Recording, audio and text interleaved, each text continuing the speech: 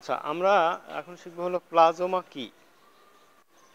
Plasma হলো পদার্থের চতুর্থ অবস্থা। চতুর্থ অবস্থা কি? আমরা জানি যে পদার্থের তিনটে অবস্থা আছে, একটা হলো কঠিন, একটা হলো তরল, একটা হলো বায়বীয়। তো এই কঠিন, তরল, বায়বীয় এছাড়াও পদার্থের আরেকটা অবস্থা আছে, সেটা কি? প্লাজমা অবস্থা।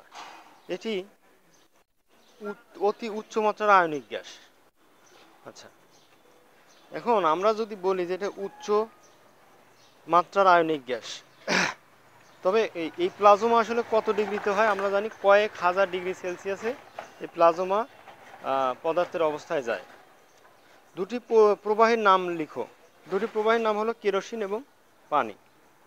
আচ্ছা, টরিসেলের শূন্যস্থান কি?